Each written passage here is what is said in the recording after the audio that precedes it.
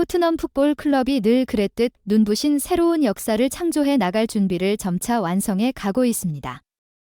영국 프리미어리그는 한국 시간으로 최근 2일에 각 팀의 주요 선수들과 감독들에 대한 주목할 만한 명단을 공식 홈페이지와 다른 미디어 매체를 통해 확인할 수 있는 글을 공개하였습니다.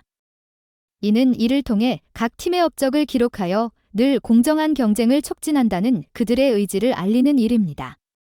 감독상 후보 명단에는 잘 알려진 4명의 감독들이 포함되어 있습니다.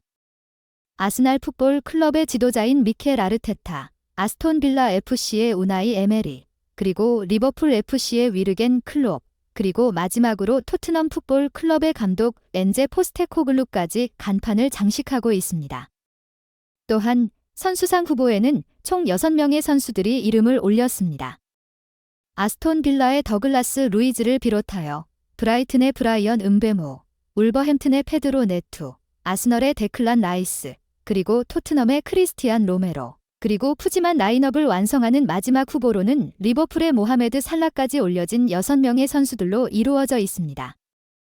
이번에 토트넘이 보여줄 전설적인 경기력은 프리미어리그의 전례를 새롭게 만들 수 있는 강력한 의지를 보여주고 있다. 토트넘은 국제적인 축구계에서 성과를 올릴 수 있는 긍지를 보여주고자 이번 수상시 프리미어리그 역사상 최초로 3회 연속 이달의 감독상과 선수상을 동시에 받을 수 있는 귀중한 기회를 노리고 있다. 비록 포스테코글루 감독이 토트넘의 책임 감독으로 부임한 지 첫 시즌임에도 불구하고 그는 이미 눈부신 성과를 보여주고 있다. 그의 지휘 아래에서 팀은 이전 감독들과는 차별화된 뛰어난 공격적인 축구를 전폭적으로 지지하며 한층 더 역동적인 축구 스타일을 보여주고 있다. 그의 공격적인 축구 지휘 능력은 손흥민과 신입생 제임스 매디슨을 중심으로 한 그의 공격력을 선보이며 그로 인해 팀의 방어력이 더욱 강화되었다. 포스테코글루 감독은 지난 8월과 9월에 이어서 또다시 감독상을 수상하는 기록을 세웠다. 그는 자신의 데뷔 시즌에 개인적인 뛰어난 성과를 입증하며 2회 연속 감독상 수상이라는 비관적인 예상을 뛰어넘는 데 성공하였다. 그의 다음 목표는 2016에서 17 시즌 안토니오 콘테, 2017에서 18 시즌 펩 과르디올라, 그리고 2019에서 20 시즌 클롭 등 이들 감독에 이어 감독상을 3회 연속 수상하는 것이다. 또한 토트넘은 선수상도 3회 연속으로 받기를 희망하고 있다. 과거 8월에는 메이슨이, 9월에는 손흥민이 각각 이달의 선수상 트로피를 받은 바 있다. 이번에는 공격수가 아닌 그러나 그 가치가 결코 덜하지 않은 수비수인 토트넘의 크리스티안 로메로가 후보에 뽑혔습니다. 이는 토트넘이 백수에서도 안정된 성적을 유지하고 있는 것을 잘 보여주는 지표라고 할 수 있다. 프리미어리그의 장대한 역사에서 어떠한 팀도 감독상과 선수상을 동시에 3회 연속하여 수상한 적은 없다. 이러한 역사적인 순간을 기대하며 정해진 시간, 영국 현지 시간으로 7일 오전 9시까지 이루어지는 투표에 기대의 눈빛을 띠며 토트넘이 새로운 역사를 쓸 수 있는 가능성이 높아지고 있다. 안제 포스테코글루 감독은 최근 기자회견에서 주목할 만한 발언을 한 바 있으며 해결해야 할 일련의 질문에 답변을 하였습니다. 그의 팀은 크리스탈 팰리스를 상대로 훌륭한 경기를 선보였음에도 불구하고 예상치 못한 부상의 폭풍에 직면해 있으며 이로 인해 원래 견고했던 수비진에 금이 가기 시작하였습니다. 벤 데이비스와 데스티니 우도기, 두 주요 좌측 수비수가 예측하기 힘든 부상 문제에 직면해 있습니다.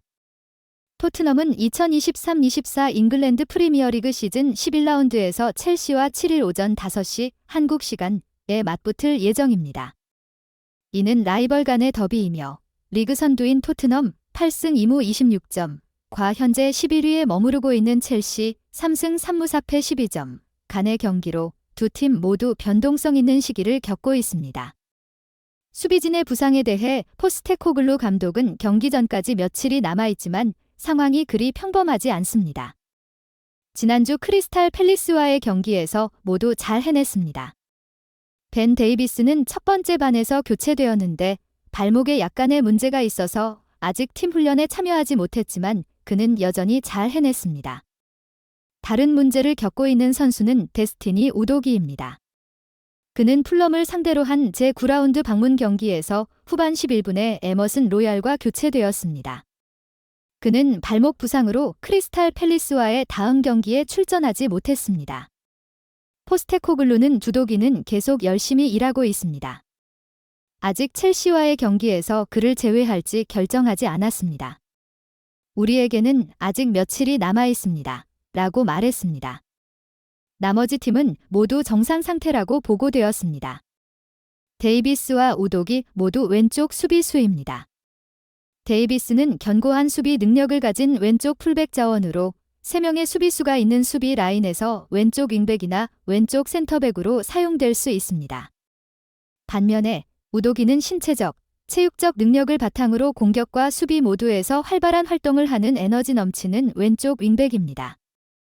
우독이는 특히 이번 시즌 토트넘의 왼쪽 플랭크에서 중추적인 역할을 하고 있습니다. 손흥민이나 리샤를리송이 전방에 있든 그는 강력한 드리블로 상대의 오른쪽을 파괴하고 크로스로 공격에 힘을 실어줍니다. 데이비스는 팰리스와의 경기에 선발 출전했으나 우도기가 경기에 나설 수 없었던 상황에서 그 역시 에머슨 로얄로 인해 부상으로 교체되어야 했습니다. 토트넘 구단의 내부 소식을 잘 아는 기자 폴 오키프는 자신의 소셜미디어 서비스를 통해 주도기의 부상 부위는 발목 인대라며 일반적으로 이런 부상은 회복에 2주가 필요하다. 우도기는 현재 약 8일간 경기에 출전하지 못하고 있다고 말했습니다. 아직 그가 약 4일 후에 있을 첼시와의 경기에 참여할 수 있을지는 불투명합니다. 포스테코글루의 말을 바탕으로 할 때 데이비스는 우도기보다 출전 가능성이 높지만 그가 정상적인 상태는 아닐 수도 있다고 합니다. 포스테코글루는 팰리스와의 경기 후 나는 선수들에게 며칠간 휴식을 주었다. 그 후 우리는 오늘까지 3일간 긴장된 훈련을 가졌기 때문에 체력을 회복하고 전술적으로 준비할 시간이 있었으며 첼시와의 경기를 잘 준비할 수 있었다고 말했습니다. 과연 스퍼스는 이 두 핵심 선수 없이 첼시를 상대해야 하는 상황에 직면하게 될까요?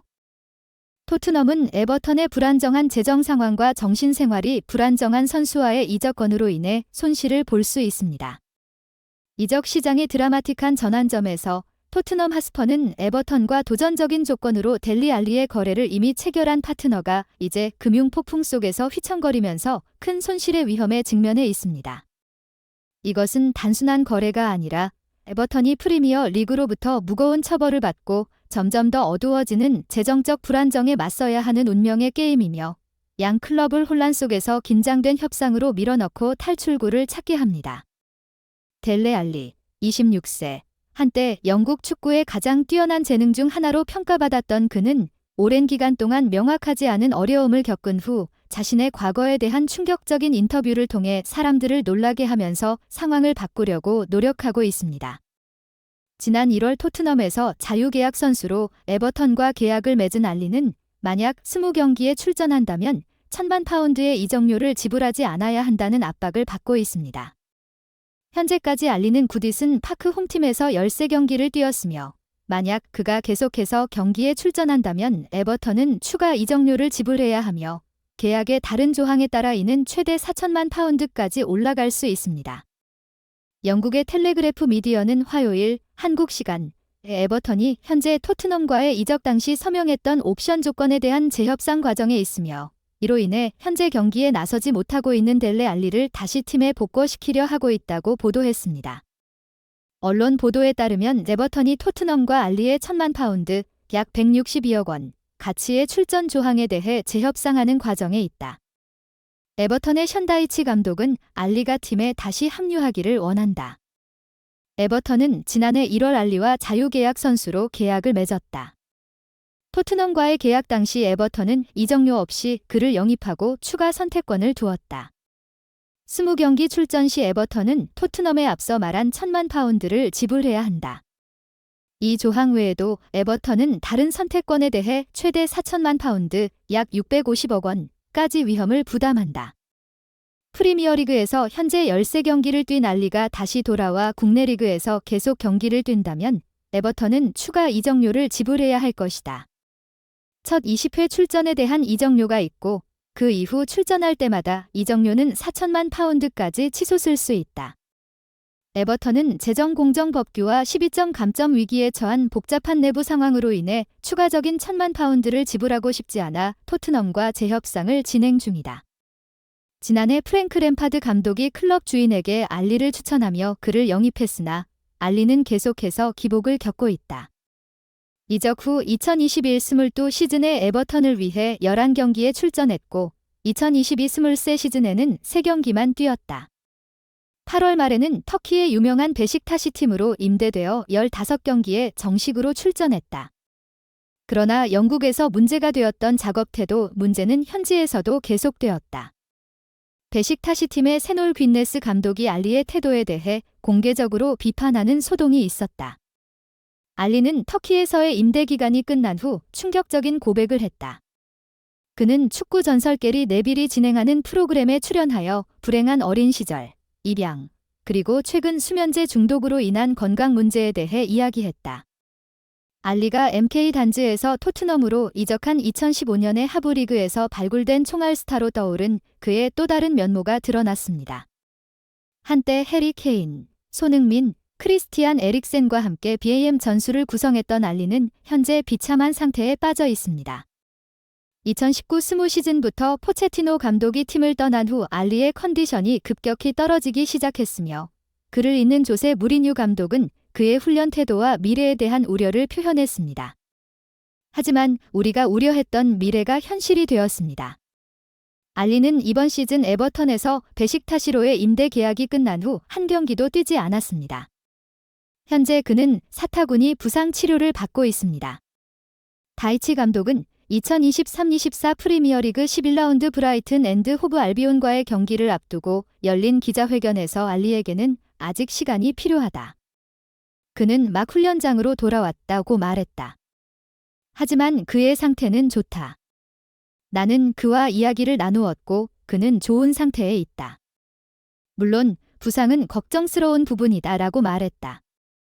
에버턴이 토트넘과 어떤 협상을 진행하고 있는지는 아직 명확하지 않다. 언론은 제버턴의 케빈 테럴 감독이 토트넘과의 거래를 재구성하기 위한 해결책을 찾고 있다고 보도했다. 재구성 계획에는 1,000만 파운드를 지불할 게임 수를 늘리거나 그 금액을 감소시키는 방안이 포함될 것으로 예상된다. 결정적인 질문은 토트넘에서 에버턴에 대한 관대함을 보여줄 것인가 하는 것이다.